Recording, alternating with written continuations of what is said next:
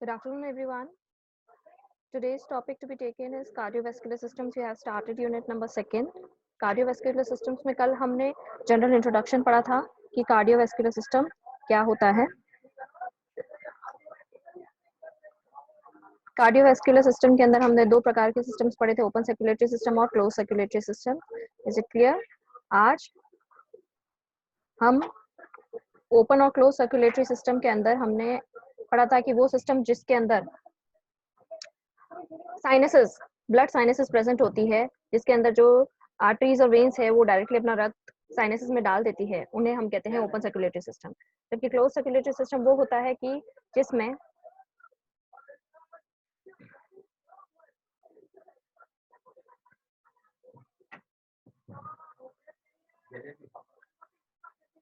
Close circulatory system वो होता है जिसके अंदर जो ब्लड है वो वेसल्स के अंदर ही बहेगा, मिक्सिंग उसके अंदर किसी भी प्रकार की नहीं हो सकती. क्लोज सर्कुलेटरी सिस्टम हमने देखा कि किसके अंदर प्रेजेंट होता है, वर्टिब्रेट्स के अंदर प्रेजेंट होता है. Is it clear? अब आज हम उससे थोड़ा सा आगे बढ़ेंगे. कल हमने ब्लड वेसल्स की थी. 3 तरह की ब्लड वेसल्स होती है आर्टरीज, वेन्स एंड कैपिलरीज. 3 तरह की ब्लड वेसल्स होती है, arteries, veins and capillaries.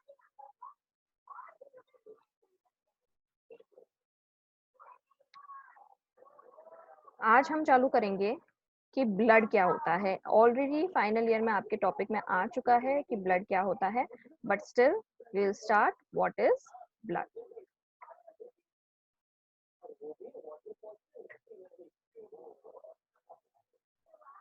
Blood की अगर हम बात करें तो the study of blood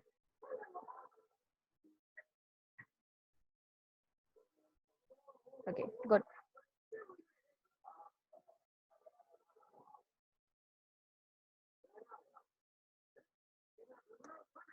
is known as hematology. Blood के अध्ययन को हेमाटोलॉजी कहते हैं. ठीक है, study of blood is known as.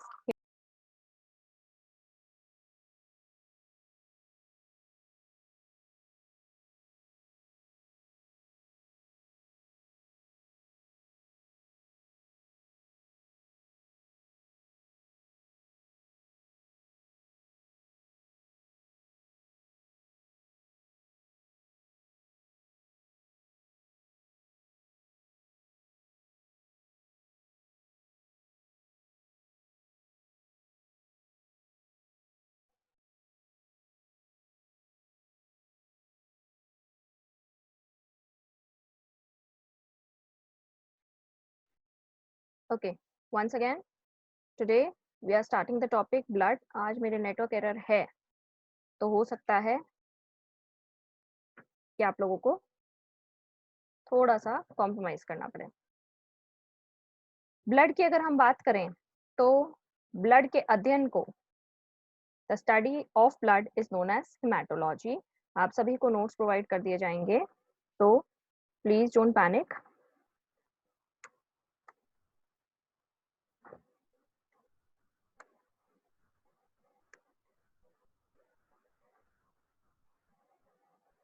हम अगर ब्लड की स्टडी कर रहे हैं तो उसके अध्ययन को हम हेमाटोलॉजी कहेंगे. ठीक है, नेक्स्ट पॉइंट. ब्लड का निर्माण होता है हमारे शरीर के अंदर, राइट? हम बार बार इसको चढ़ाते नहीं है बाहर से. तो जो ब्लड का निर्माण की प्रक्रिया है उसे हम कहेंगे हेमाटोपोइसिस. तो नेक्स्ट पॉइंट क्या होता है? The process of formation of blood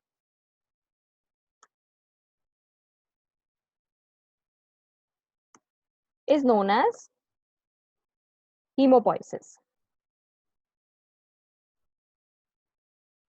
रक्त के निर्माण की प्रक्रिया को हीमोपोइसिस कहते हैं, रक्त के अध्ययन को हेमाटोलॉजी कहते हैं. और ये जो हीमोपोइसिस की प्रक्रिया है वो कहाँ होगी? It occurs in bone marrow. It occurs in bone marrow, यानी कि अस्थि मज्जा में रक्त का निर्माण होता है.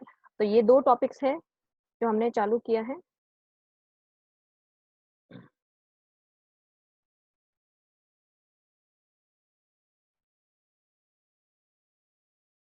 Just a sec. Okay. The process of formation of blood is called as hemopoiesis. ठीक है, अब नेक्स्ट टॉपिक, नेक्स्ट पॉइंट जो है वो ब्लड का रंग. हम जानते हैं कि कैसा कलर होता है, तो नेक्स्ट पॉइंट में हम लिख लेते हैं इट्स कलर इज रेड. रंग कैसा होता है ब्लड का? लाल होता है, कलर रेड होता है। इसका पीएच क्या होता है? पीएच होता है 7.4, that is slightly basic. Slightly basic इसलिए होता है क्योंकि 7 से पीएच चालू होता है जो कि बेस कहलाता है, और 14 तक जाते जाते हेवीली बेसिक होता है, तो that is slightly basic. PH 7.4 है, स्लाइटली बेसिक है। वजन कितना है? तो बाय वेट अगर हम करें तो वजन अगर ब्लड का निकाले तो हमारे शरीर का कुल प्रतिशत जितना भी वजन है उनमें से 7 से 8% ब्लड होता है। तो 7 to 8% of our body weight, हमारा जितना भी बॉडी वेट है उसका 7 से 8% जो है वो रक्त होता है। लेट सपोज अगर 60 किलो है मेरा वजन, तो 60 किलो का 10% हो जाएगा 6, और 7% हो जाएगा 5, या मान लेते 5.1 या 2, तो उतना लीटर ब्लड मेरे अंदर उपस्थित होगा। कैलकुलेट करके देख लीजिएगा, सभी को समझ में आ जाएगा। तो आपके शरीर का 7 से 8% जो वजन है वो रक्त का होता है।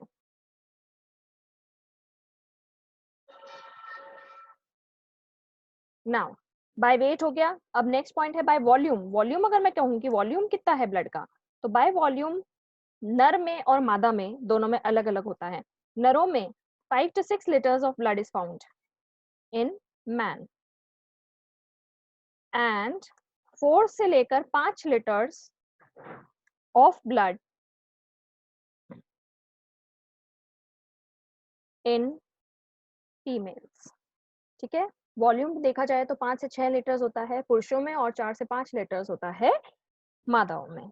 ठीक है, कम इसलिए होता है क्योंकि मादाओं की मेंस्ट्रुअल साइकिल आती है हर महीने, जिसकी वजह से ब्लड जो है वो थोड़ा सा डिक्रीज हो जाता है। अब ब्लड हम जानते हैं कि हम इस टॉपिक में क्यों पढ़ रहे हैं, क्योंकि कार्डियोवास्कुलर सिस्टम के अंदर 4 चीजें मेन हैं: blood vessels, it's system, heart and blood. क्यों? क्योंकि रक्त ही सबसे बड़ा संयोजी ऊतक है। संयोजी ऊतक से बात आती है तो क्या ये एक सत्य प्रकार का संयोजी ऊतक है या असत्य प्रकार का संयोजी ऊतक है? Is it a false connective tissue और अ ट्रू कनेक्टिव टिश्यू? तो आंसर आता है कि blood is a false connective tissue. जो रक्त है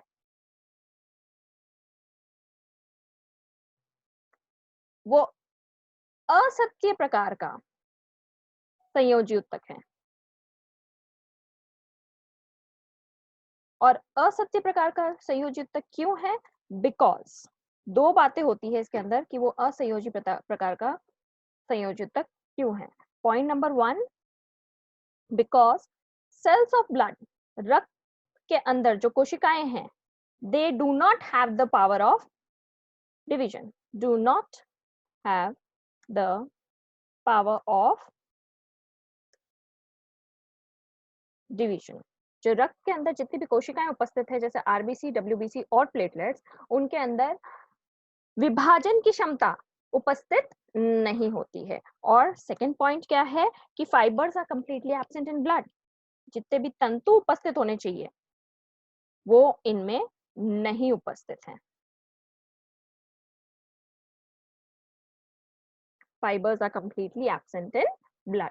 तो एक जनरल इंट्रोडक्शन जब हम रक्त का चालू करेंगे तो हम जानते हैं कि ये टॉपिक वैसे तो हम ऑलरेडी ले चुके हैं फाइनल ईयर में, लेकिन एक रिवीजन के तौर पे अगर हम इसको पढ़ेंगे तो ब्लड के अध्ययन को, क्योंकि हम पढ़ रहे हैं तो इसको हम क्या कह रहे हैं? हेमाटोलॉजी कह रहे हैं। ब्लड के निर्माण की प्रक्रिया को हीमोपोइसिस कहते हैं। अस्थि मज्जा में होती है, कलर रेड है, पीएच 7.4 है जो कि स्लाइटली बेसिक होता है। वजन इसका 60 से 8%, अपना कुल जो बॉडी का वजन होता है उसका 60 से 8% रक्त होता है। वॉल्यूम की बात करें तो 5 से 6 लीटर्स होता है मैन में, 4 से 5 लीटर्स ब्लड होता है फीमेल्स में या वुमेन में। ठीक है, blood is a false connective tissue, इन्हें असत्य संयोजी ऊतक कहते हैं। क्यों? क्योंकि इनके जो कोशिकाएं हैं उनको विभाजन की क्षमता नहीं होती। आपने आरबीसी की देखी है कि आरबीसी की जीवन काल कितनी होती है? 120 दिन। उसके अंदर आरबीसी मर जाते हैं और कहाँ चले जाते हैं? स्प्लीन में, प्लीहा में, जहां जिसे हम कहते हैं graveyard of RBC. Is it clear? तो जब हम डब्ल्यूबीसी की बात करेंगे तो किसी का जीवन काल 10 दिन का है, किसी का 12 दिन का है, किसी का सिर्फ 6 से 7 घंटों का है। तो कुल मिला के जितनी भी कोशिकाएं, और प्लेटलेट्स, प्लेटलेट्स की अगर हम बात करेंगे तो वो सिर्फ तभी बनते हैं जब हमें कोई चोट लग जाती है। बाकी ब्लड प्लेटलेट्स जो है वो हमारे शरीर के अंदर सिर्फ और सिर्फ सर्कुलेट करते हैं, और समय समय पर वो भी टूटते रहते हैं, बिखरते रहते हैं। Is it clear? तो इसे एक असंयोजी संयोजी ऊतक कहते हैं, असत्य संयोजी ऊतक कहते हैं। क्यों? क्योंकि इनकी कोशिकाओं को विभाजन की क्षमता नहीं होती है। Cells of blood do not have the power of division and fibres are completely absent in blood. इनके अंदर तंतु अनुपस्थित होते हैं। Is it clear? अब नेक्स्ट है हमारा टॉपिक कंपोजिशन ऑफ ब्लड।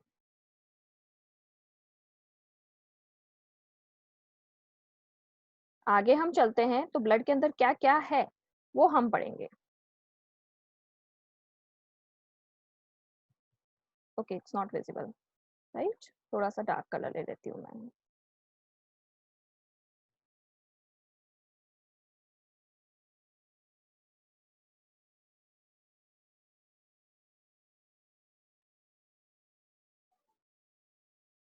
रक्त का कंपोजिशन क्या है, क्या क्या चीजें रक्त के अंदर उपस्थित है और वो कैसे कैसे काम करती हैं, ये सारा मैं आपको फाइनल ईयर में करा चुकी हूँ। लेकिन जो बच्चे मुझसे नहीं पढ़े हैं उसका एक क्विक रिवीजन हो जाएगा, चूंकि ये इजी टॉपिक है। Is it clear? रक्त के अंदर अगर हम बात करेंगे तो आप सभी ने देखा हुआ है कैसा होता है, द्रव्य भाग होता है, यानी कि लिक्विड पार्ट होता है और उसके अंदर कुछ सॉलिड पार्ट होता है। आप लोगों ने ब्लड की स्लाइड्स बनाई है जिसके अंदर आपने देखा है कि जो ब्लड है that is composed of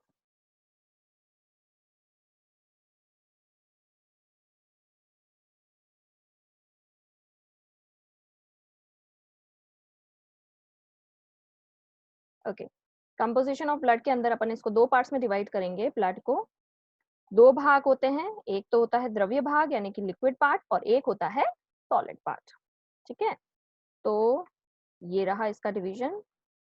flow charts के माध्यम से ही आप लोग आंसर्स देंगे, फ्लो चार्ट्स के माध्यम से ही आप लोग आंसर्स देंगे। मेक श्योर कि एग्जाम्स में आप फ्लो चार्ट से ही समझाए ताकि वो जो चेकर है, एग्जामिनर है, उसके लिए आसान हो जाए।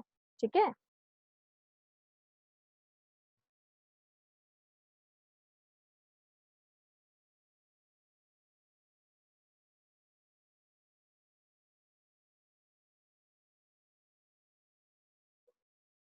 ओके।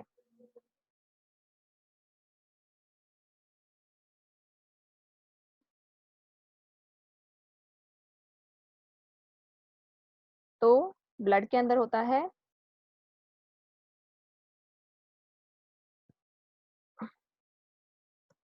लिक्विड पार्ट और दूसरा जो होता है वो होता है सॉलिड पार्ट।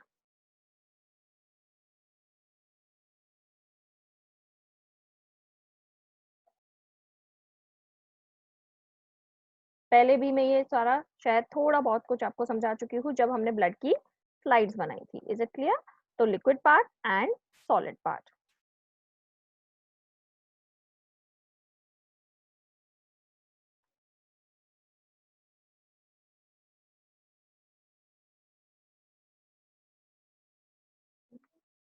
अब लिक्विड पार्ट की अगर हम बात करेंगे तो इसे हम कह सकते हैं रक्त का मैट्रिक्स। ठीक है, तो लिक्विड पार्ट की अगर हम बात करें तो this is known as the blood matrix. जितना भी द्रव्य भाग है वो ब्लड मैट्रिक्स कहलाता है, या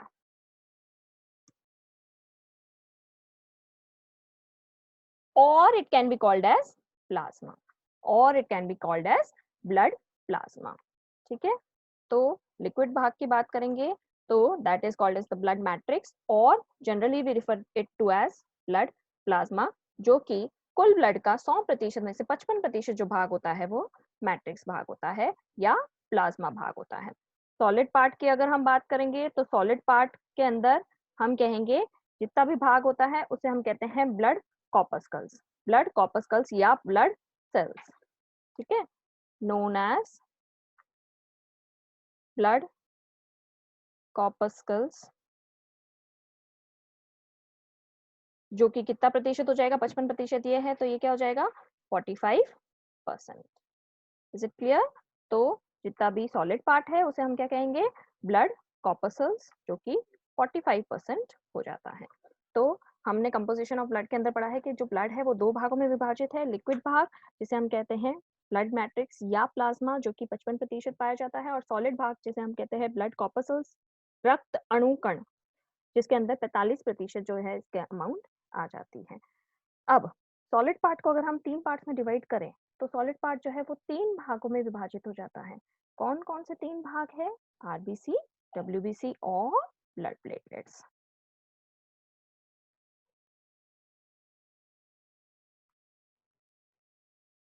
ओके, सॉलिड पार्ट को हम डिवाइड करें तो सॉलिड पार्ट में 3 भाग आ जाएंगे, आरबीसी, डब्ल्यूबीसी और ब्लड प्लेटलेट्स।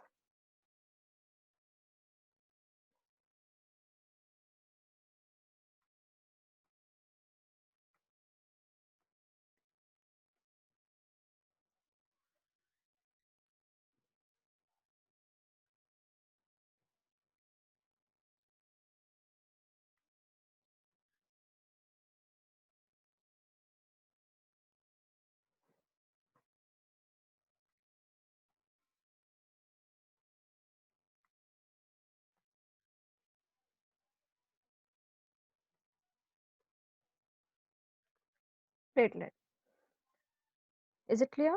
लिक्विड पार्ट के अंदर ब्लड मैट्रिक्स आता है, जिसे हम कह सकते हैं प्लाज्मा 55% होता है। सॉलिड पार्ट को हम ब्लड कॉर्पस्कल्स कहते हैं या रक्त अणु कह सकते हैं, अणुकण कह सकते हैं, जिसके अंदर 3 भाग आते हैं, आरबीसी, डब्ल्यूबीसी और प्लेटलेट्स। अब हम थोड़ा-सा इसको डिटेल में आज कंप्लीट करेंगे, हालाँकि ये आपके शायद कोर्स में कितना आ रहा है या कितना नहीं आ रहा है वो आरबीसी, डब्ल्यूबीसी एंड प्लेटलेट्स।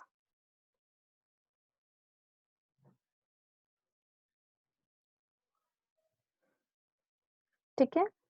अब प्लाज्मा की आज हम बात चालू करेंगे। आप लोगों को जितना भी स्क्रीन पे लिखा हुआ है, एक बार इसका स्क्रीनशॉट ले लीजिए। हालाँकि मैं आपको पीपीटी अवेलेबल करा दूँगी, बट प्लीज़ मेक श्योर कि जो भी आपका टेक्स्ट होता है, उसको आप सेफ मेजर्स के तौर पर, हो सकता है मैं 1-2 बातें इसके अंदर एक्स्ट्रा लिख दूँ। स्क्रीनशॉट ले लीजिएगा आप। चलिए,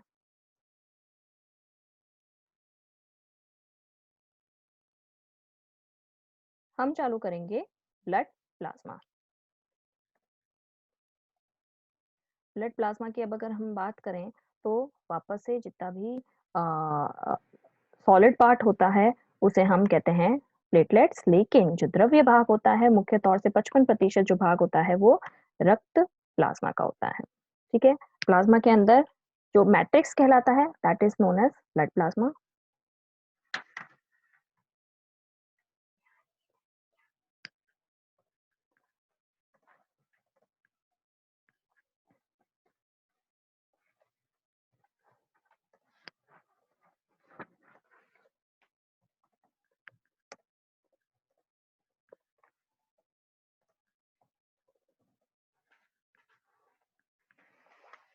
पहले भी मैं आपको ये बात करा चुकी हूँ कि रक्त के अंदर जितना भी द्रव्य भाग होता है, उसे हम कहते हैं ब्लड प्लाज्मा। ठीक है? और ये किस रंग का होता है? ये पेल येलो रंग का होता है। तो नेक्स्ट पॉइंट क्या हो जाएगा? It is pale yellow in colour. Pale yellow colour का क्यों होता है? इसके पीछे क्या कारण होता है? क्वेश्चंस आपके मैं ब्लड इसीलिए थोड़ा-सा डिटेल में पढ़ा रही हूँ, क्योंकि फिजियोलॉजी का जो एक्सरसाइज है आपकी, वो डब्ल्यूबीसीज़ और आरबीसीज़ के आधार पर है और उसपे काफ़ी सारे क्वेश्चंस वाइवा में पूछे जा सकते हैं कि blood plasma pale yellow colour का क्यों होता है? ये क्यों होता है? क्योंकि हम ये जानते हैं कि आरबीसी, डब्ल्यूबीसी और ब्लड प्लेटलेट्स में विभाजन की क्षमता नहीं होती। ठीक, मैंने अभी जस्ट मेंशन किया कि इनके अंदर विभाजन की क्षमता नहीं होती। अब चूँकि इनमें विभाजन की क्षमता नहीं होती है, तो हम ये जानते हैं कि ये टूटते हैं, ठीक है? ये टूटते हैं, तो जब आरबीसी खंडित होता है, जब आरबीसी टूटता है, तो एक पदार्थ बनता है जिसे कहते हैं बिलीरुबिन। जब आरबीसी टूटता है, तो एक पदार्थ बनता है बिलीरुबिन। इसकी वजह से इसकी वजह से जो प्लाज्मा का रंग है, वो क्या हो जाता है? Yellow. Waste product of RBC breakdown. तो याद रखिएगा, ये वापस से आपके एमसीक्यू क्वेश्चंस में या आपके वाइवा में पूछा जा सकता है कि प्लाज्मा का रंग येलो क्यों होता है। खास करके प्लाज्मा का रंग येलो इसलिए होता है क्योंकि हम जानते हैं कि हमारे शरीर के अंदर जो ब्लड है, ब्लड के अंदर आरबीसी, डब्ल्यूबीसी और प्लेटलेट्स में से सबसे ज्यादा क्रियाशील जो है, सबसे ज्यादा महत्वपूर्ण और सबसे ज्यादा क्वांटिटी में जो है, वो है आरबीसीज, राइट? आरबीसीज 120 दिन में विघटित हो जाती है, टूट जाती है। जब वो टूटती है, तो एक बिलिरुबिन नामक पदार्थ बनता है, जो कि प्लाज्मा के अंदर बना रहता है और इस वजह से प्लाज्मा का रंग येलो हो जाता है। ठीक है, तो अब नेक्स्ट पॉइंट जो है वो है वापस से composition of plasma, composition of blood plasma.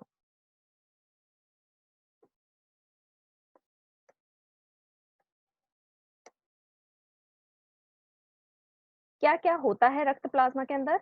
ये दो भागों में विभाजित हो जाता है, जो ब्लड प्लाज्मा है वो भी दो भागों में विभाजित हो जाता है, ठीक है। तो अब यहाँ पर हम वापस से इसको दो पार्ट्स में डिवाइड करेंगे। मेरे डायग्रामेटिक रिप्रेजेंटेशन ज्यादा रहते हैं और एग्जाम में अगर आप ऐसे लिखेंगे तो आपके लिए भी फायदा होगा, तो इसीलिए मुझे थोड़ा सा टाइम लग रहा है। हालांकि एक बार समझ में आएगा तो ऐसा समझ में आएगा कि दोबारा आपको पढ़ने की जरूरत नहीं पड़ेगी।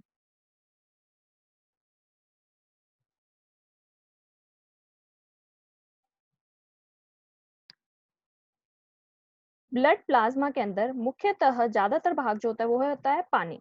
वो क्या होता है? पानी। तो maximum portion of it is made up of water.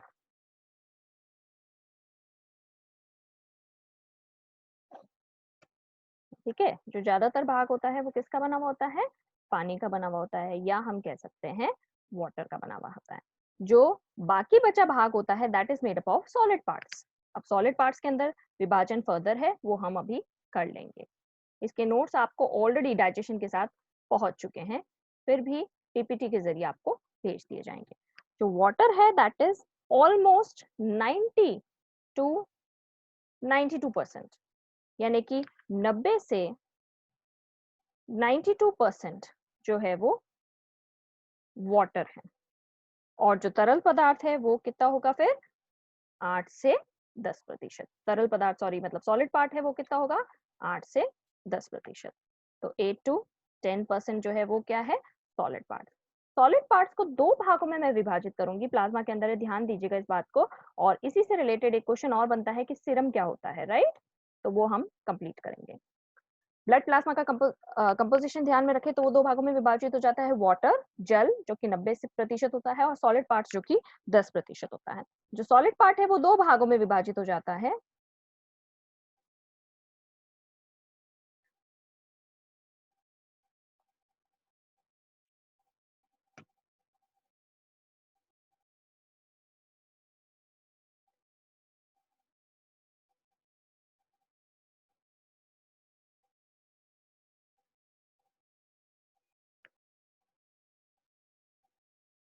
Inorganic यानी कि अकार्बनिक, और ऑर्गेनिक यानी कि कार्बनिक। इनऑर्गेनिक यानी कि अकार्बनिक, और ऑर्गेनिक यानी कि कार्बनिक। सॉलिड भागों में दो भाग होते हैं, इनऑर्गेनिक और organic. Is it clear? Inorganic की अगर हम बात करें तो इनऑर्गेनिक को आगे तीन भागों में विभाजित किया गया है। इनऑर्गेनिक को आगे तीन भागों में विभाजित किया गया है, वो मैं यहाँ बना देती हूँ ताकि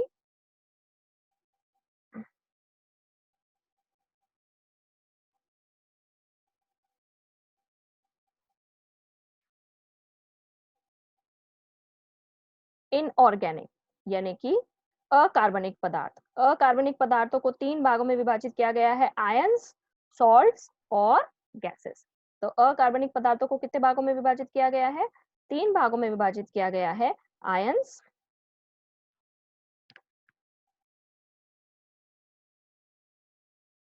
सॉल्ट्स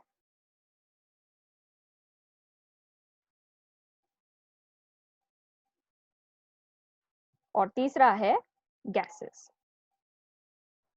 ठीक है, आयन, सॉल्ट्स और गैसेस। अब आयंस के अंदर कौन कौन से आयंस आ जाएंगे? Na+, K+, Cl-, HCO3-, SO4(2-), PO4(3-). Na+, K+, HCl-, HCO3-, SO4(2-), PO4(3-). ठीक है। सॉल्ट्स के अंदर कौन कौन से सॉल्ट्स आ जाएंगे? सबसे ज्यादा जो सॉल्ट पाया जाता है प्लाज्मा के अंदर वो है NaCl, सोडियम क्लोराइड। ठीक है, क्यों चाहिए वो? क्योंकि कुमकुम अपना वीडियो ऑफ करिए।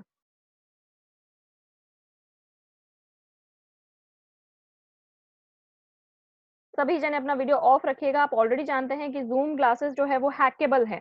Is it clear? तो मेक श्योर आप लोग अपना अपना वीडियो ऑफ रखें।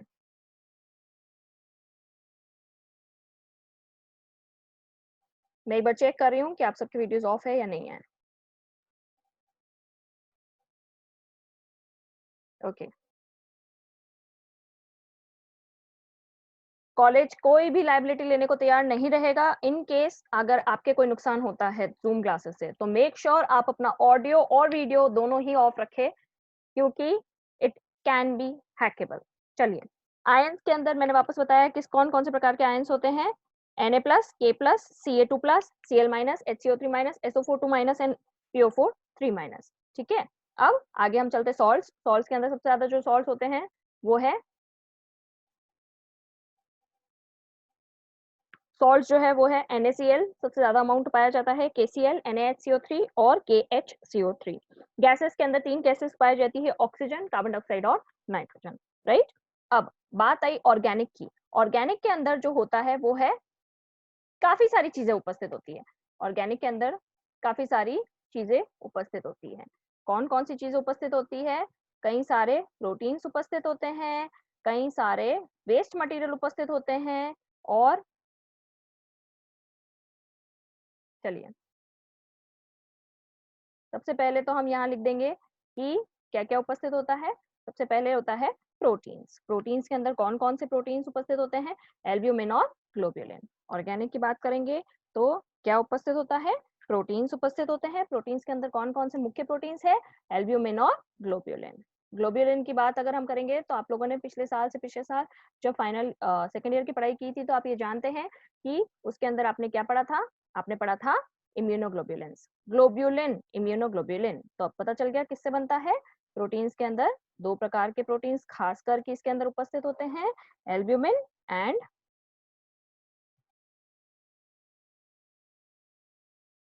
ग्लोब्यूलिन।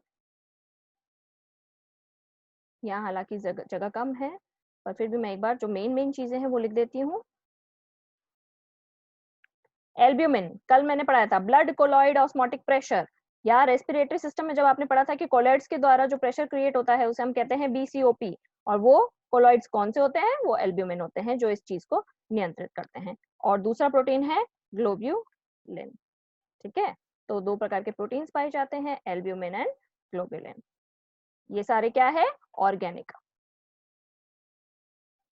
ठीक है? आगे हम चलते हैं डाइजेस्टिव न्यूट्रिएंट्स। कुछ डाइजेस्टिव न्यूट्रिएंट्स भी प्रेजेंट होते हैं। डाइजेस्टिव न्यूट्रिएंट्स जैसे amino acids, vitamin, fatty acids, cholesterol etcetera. तो उसके बारे में मैं सिर्फ हेडिंग लगाऊंगी, बाकी आप लोग सब पेन डाउन कर सकते हैं। Digestive nutrients. डाइजेस्टिव न्यूट्रिएंट्स के अंदर अमीनो एसिड्स, विटामिन,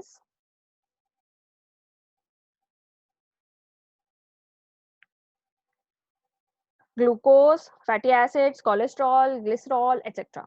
ठीक है? डाइजेस्टिव न्यूट्रिएंट्स के बाद में आता है वेस्ट प्रोडक्ट्स। वेस्ट प्रोडक्ट्स कैसे होते हैं? जाहिर सी बात है कि इसके अंदर मैंने बताया हुआ है आपको ऑलरेडी कि क्या होता है, आरबीसी और डब्ल्यूबीसी डीजनरेट होता है। डीजनरेट होता है तो उसके वेस्ट प्रोडक्ट्स कहाँ होंगे? उसके वेस्ट प्रोडक्ट्स भी यही होंगे। प्लस ब्लड जाता है किडनी में फिल्टर होने। फिल्टर होने कैसे जाता है? सेल से कचरा लेकर आता है। सेल से कौन सा कचरा लेकर आता है? Urea, uric acid, creatinine etcetera. So another point is waste products, जो कि इसके अंदर ऑर्गेनिक तत्व उपस्थित होते हैं। ठीक है? वेस्ट प्रोडक्ट्स के अलावा इसके अंदर क्या उपस्थित होता है? वेस्ट प्रोडक्ट्स के अलावा इसके अंदर एंटीकोएगुलेंट उपस्थित होता है। कौन से प्रकार का एंटीकोएगुलेंट उपस्थित होता है? जिसे हम कहते हैं हेपारिन। तो नेक्स्ट प्रोडक्ट जो इसके अंदर उपस्थित होता है दैट इज एंटीकोएगुलेंट। एंटीकोएगुलेंट नामक कौन सा एंटीकोएगुलेंट है? हेपारिन। एंटीकोएगुलेंट के बाद में इसमें कुछ डिफेंस कंपाउंड्स प्रेजेंट होते हैं जैसे लाइसोजाइम्स। सेकेंड ईयर में पढ़ा था लाइसोजाइम्स क्या होते हैं? बैक्टीरियोसाइडल एंजाइम्स, और क्या करते हैं? बैक्टीरिया का गठन। तो नेक्स्ट पॉइंट लिख सकते हैं डिफेंस कंपाउंड्स। Defence compounds. और लास्ट जो इसके अंदर प्रेजेंट होता है वो होता है हॉर्मोन्स। राइट? क्योंकि हमने अंतःस्रावी ग्रंथियों में सब यही पढ़ा है कि जो हॉर्मोन्स होते हैं वो किसके द्वारा जाते हैं? वो जाते हैं रक्त के द्वारा विभिन्न हिस्सों में। तो लास्ट है इसमें हॉर्मोन्स, जो कि मेरे पास जगह नहीं है, सॉरी। ठीक है? तो this is all about blood plasma. इसके बारे में ज्यादा डिटेल में जाने की जरूरत नहीं है। ब्लड प्लाज्मा के अंदर हमने ये पढ़ लिया है, उतना बहुत है। ब्लड प्लाज्मा क्या होता है, किस रंग का होता है, क्यों होता है उस रंग का, और ब्लड प्लाज्मा के अंदर क्या क्या उपस्थित होता है। पानी उपस्थित होता है, द्रव्य भाग उपस्थित होता है, सॉलिड पार्ट उपस्थित होता है, ठोस भाग उपस्थित होता है। ठोस भाग जो है वो दो प्रकार का होगा, इनऑर्गेनिक और ऑर्गेनिक। इनऑर्गेनिक मतलब अकार्बनिक, ऑर्गेनिक मतलब कार्बनिक। इनऑर्गेनिक तीन भागों का होगा, आयंस, सॉल्ट्स और गैसेस। आयंस के अंदर Na+, Cl-, Ca2+, HCO3-, और कई सारे बताए थे मैंने, SO4(2-), PO4(3-). Is it clear? Salts के अंदर NaCl सबसे ज्यादा होगा, KCl, NaHCO3 और KHCO3। गैसेस की बात करेंगे तो तीन प्रकार की गैसेस होगी, ऑक्सीजन, कार्बन डाइऑक्साइड और नाइट्रोजन। Is it clear? वापस इधर ऑर्गेनिक यानी कार्बनिक पदार्थों की बात करेंगे तो कार्बनिक पदार्थ कई सारे हैं। सबसे ज्यादा उसके अंदर होते हैं प्रोटीन्स, एल्ब्यूमिन, ग्लोब्यूलिन, फाइब्रिनोजन इत्यादि। Digestive nutrients, vitamins, amino acids, fatty acids, glycerol, glucose, cholesterol etcetera. Waste products, urea, uric acid, creatinine. तीन ही होते हैं मुख्य waste products, anticoagulant, heparin, defence compounds, lysozymes, properdin etcetera. और हार्मोन्स के नाम लिखने की जरूरत नहीं है, और लिख भी सकते हैं तो आपके लिए प्लस पॉइंट है। तो ये टेबुलर रिप्रेजेंटेशन अगर ब्लड प्लाज्मा का देते हैं तो that much is sufficient. Proteins की हम बात करेंगे तो सबसे छोटा प्लाज्मा प्रोटीन जो होता है वो एल्ब्यूमिन है, और सबसे बड़ा प्लाज्मा प्रोटीन जो होता है वो होता है फाइब्रिनोजन। सबसे छोटा प्लाज्मा प्रोटीन एल्ब्यूमिन होता है, सबसे बड़ा प्लाज्मा प्रोटीन होता है फाइब्रिनोजन। ठीक है, अब एल्ब्यूमिन क्या काम करता है, बीसीओपी मेंटेन करता है, ब्लड कोलॉइड ऑस्मोटिक प्रेशर को रेगुलेट करता है, नियंत्रित करता है, जो कि कितनी होनी चाहिए, अराउंड 28 से 32 mm ऑफ Hg, जो मैंने कल भी वापस आपको बताया था। ग्लोब्यूलिन क्या करता है, तीन प्रकार के ग्लोब्यूलिन होता है, अल्फा, बीटा और गामा। गामा ग्लोब्यूलिन सबसे महत्वपूर्ण होता है, क्यों? क्योंकि वो इम्यूनोग्लोब्यूलिन्स का निर्माण करता है, और इम्यूनोग्लोब्यूलिन्स क्या करते हैं, हमारे देह की प्रतिरोधक क्षमता को बढ़ाते हैं, increases the immunity levels of our body. Is it clear?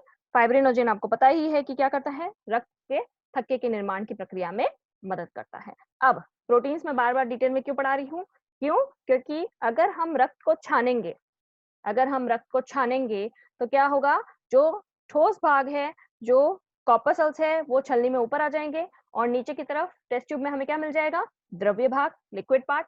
ठीक है, अब हमने छाना है मोटी छलनी से। ठीक है, अब हमने जो नीचे द्रव्य भाग मिला है उसे हमने क्या कहेगा, प्लाज्मा, और वो किस रंग का होगा, येलो कलर का। कभी कभार आप देखते हैं कि ब्लड काफी टाइम से पड़ा हुआ है एक बॉटल के अंदर, तो जो प्लाज्मा है वो ऊपर की तरफ इकट्ठा हो जाता है येलो कलर का, और जितने भी कॉर्पसल्स होते हैं वो नीचे की तरफ सेटल हो जाते हैं, जो कि डार्क रेड कलर के शो होते हैं।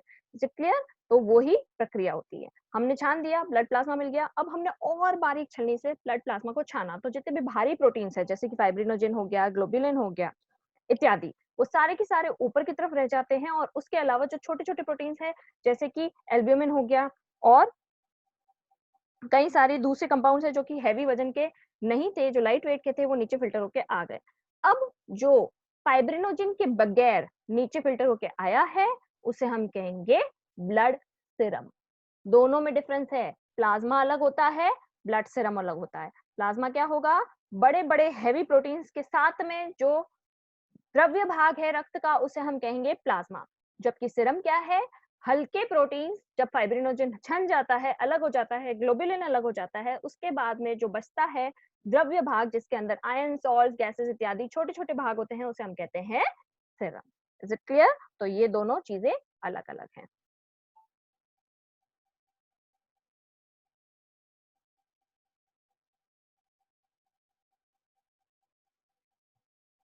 In an organic and organic solid parts की क्वांटिटी, क्वांटिटी याद करके कोई मतलब नहीं है, आप इतना ही लर्न कर ले। हालांकि इनऑर्गेनिक पार्ट होता है 0.9%, और ऑर्गेनिक होता है 7 से 9%।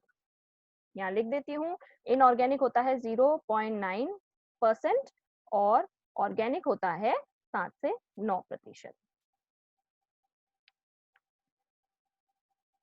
Is it clear?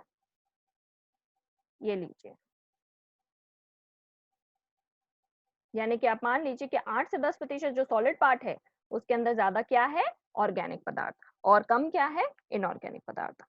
ठीक है, क्वांटिटी आपको बता दी। जयमाला।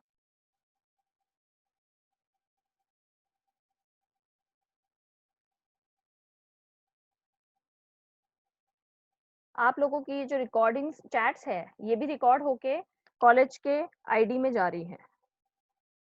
मेक श्योर अगर आपको कोई भी पर्सनल बेसिक प्रॉब्लम है तो वो आप लोग मुझे पर्सनल इनबॉक्स कर सकते हैं, व्हाट्सएप का नंबर आप सभी के पास उपस्थित है। तो हमारे कल थे आर्टरीज, वेन्स, कैपिलरीज हमने पढ़ी थी। आर्टरीज क्या होती है? शुद्ध रक्त ले जाती है। वेन्स क्या होती है? अशुद्ध रक्त ले जाती है। केवल एकमात्र ऐसी आर्टरी कौन सी है जो अशुद्ध रक्त ले जाती है? वो है पल्मोनरी आर्टरी। केवल एकमात्र वेन ऐसी कौन सी है जो शुद्ध रक्त ले जाती है? वो है पल्मोनरी वेन। दो प्रकार के सर्कुलेशन पढ़े हैं हमने। ऊपर वाले सर्कुलेशन को हम कहते हैं पल्मोनरी सर्कुलेशन, नीचे वाले सर्कुलेशन को हम कहते हैं सिस्टमिक सर्कुलेशन। तो जल्दी से मैं आपको एक पीपीटी जो मैंने थोड़ी-सी बनाई, उसको आगे एक्सटेंड किया है, उसके बारे में फटाफट आपको एक बार वापस से दिखा देती हूँ और वो मैं आपको शेयर भी कर लूँगी। वही बातें लिखी है मैंने इसके अंदर जो आपको समझाई है। ब्लड की स्टडी को हेमेटोलॉजी कहते हैं। Process of formation of blood is known as haemopoiesis. Colour occurs in bone marrow. PH 7.4 है, slightly basic. By weight 60% body weight, by volume 5 to 6 liters in males and 4 to 5 liters in females. It is also known as false connective tissue because no power of division and fibers are completely absent. Composition of blood की बात करेंगे तो दो भागों में विभाजित है, liquid part और सॉलिड पार्ट। लिक्विड पार्ट की बात करेंगे तो it is known as matrix of blood. Solid part of blood. इसे लिक्विड पार्ट को प्लाज्मा भी कहते हैं, सॉलिड पार्ट को ब्लड कॉर्पसेस भी कहते हैं। लिक्विड पार्ट 55% होता है, सॉलिड पार्ट 75% होता है। 75% के अंदर आरबीसीज, डब्ल्यूबीसीज और ब्लड प्लेटलेट्स होते हैं। इसमें भी सबसे ज्यादा कौन होता है? आरबीसी। ब्लड प्लाज्मा की बात करेंगे तो matrix of blood is called plasma. Pale yellow in colour है बिलीरुबिन की वजह से। प्लाज्मा क्या कंपोजिशन की बात करेंगे तो वाटर है 90 to 92% और सॉलिड है 8 to 10%। यहाँ बात करेंगे कि सॉलिड पार्ट दो भागों में विभाजित है, इनऑर्गेनिक और ऑर्गेनिक। इनऑर्गेनिक के अंदर आयंस है, सारे मेंशन किए हुए हैं, सॉल्ट्स मेंशन किए हुए हैं, maximum amount of NaCl present है, गैसेस मेंशन की हुई है। ऑर्गेनिक के अंदर proteins, albumin, globulin etcetera, digested nutrients present mention किए हुए हैं। Waste products like urea, uric acid, creatine etcetera, anticoagulants like heparin, defense compounds like lysosome, propridin, hormones, etc. So this was the solid part. Next अगर हम आते हैं तो आते हैं ब्लड कॉर्पसल्स में। ब्लड कॉर्पसल्स में सबसे पहला ब्लड कॉर्पसल जो है वो हमारे पास 1 मिनट है, हालांकि बहुत ही कम टाइम है, लेकिन फिर भी मेरे ख्याल से आरबीसी हो जाएगा क्योंकि हम जानते हैं कि लाल रक्त कणिका क्या होती है। लाल रक्त कणिका क्या होती है? बायकनकेव होती है, सर्कुलर होती है, गोलाकार होती है और नॉन न्यूक्लिएटेड होती है। इसमें केंद्रक नहीं होता, लेकिन जब ये बनती है निर्माण के दौरान इसके अंदर केंद्रक उपस्थित होता है, लेकिन जैसे जैसे ये मैच्योर होती है तो केंद्रक निकल जाता है। बायकनकेव शेप क्या करता है? इसके सरफेस एरिया को, इसके जो सतह तल है उसको बढ़ा देता है। अब बायकनकेव शेप की वजह से और एब्सेंस ऑफ न्यूक्लियस की वजह से इसके अंदर कई सारा हेमोग्लोबिन भरा जा सकता है। इसके अंदर माइटोकॉन्ड्रिया और गोल्गी कॉम्प्लेक्स भी अनुपस्थित होते हैं, इस वजह से इसमें अवायवीय श्वसन होता है। एंटीजन ऑफ ब्लड ग्रुप, हमारे जो ब्लड ग्रुप के एंटीजन हैं वो इसकी सतह पर पाए जाते हैं। एक single RBC pale yellow colour की होगी, कई सारी आरबीसी लाल रंग की होगी। In each RBC 26.5 crore molecules of haemoglobin is present. एक आरबीसी में 26.5 करोड़ हेमोग्लोबिन उपस्थित होता है। Molecular weight of each hemoglobin is 67,200 Daltons. Size of human RBC 7.5 mu.